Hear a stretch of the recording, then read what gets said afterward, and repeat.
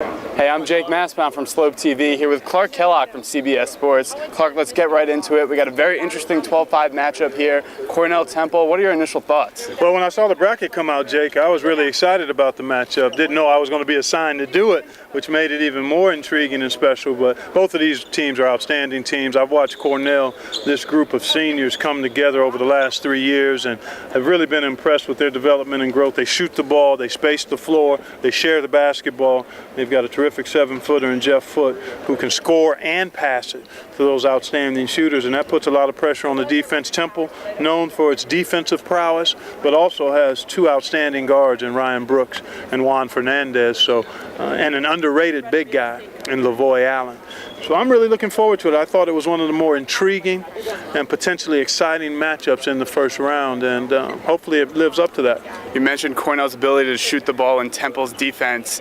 You have Cornell, the top three-pointing shooting team in the country, but Temple could take the three away better than anybody in the country, or just as well as them. How do you see that playing out? Well, it's going to be interesting. That's one of the things that'll be a key to the game. How effective can Temple be, not just defending the three-point line, because when you have shooters that space the floor, it tends to put a good inside guy in one-on-one situations. So the dilemma for Temple is, how do we effectively handle Foote inside and also get to those three-point shooters? And that's going to be a challenge. They'll probably try to play one-on-one with Foote and then just go in there to dig and help out a little bit on occasion and still be able to get out and get to the shooters. On the other hand, I think for Cornell, it's a matter of doing what they do: space the floor, move the basketball. It's hard for good defensive teams to be really good if the ball and players move sharply and crisply. So I think those are going to be the things that I'm locked into: ball movement, spacing, player movement for Cornell, and the ability of Temple to maybe defend Jeff Foote one-on-one inside. And besides this just being a very good matchup by the basketball teams, another dramatic element is the whole Fran Dunphy-Steve Donahue relationship. Right. What's your thought on that? Well, that's intriguing, and a lot of times the conspiracy theorists in terms of the bracketing would say the committee made this happen, but that doesn't happen at all in that selection room. They're so busy with other things. When you see some of these unique matchups occur, it's just something that happened coincidentally, and obviously I think there's great mutual respect between those two outstanding coaches. Steve Donahue was an assistant with Fran Dunphy for, I think, about 10 years.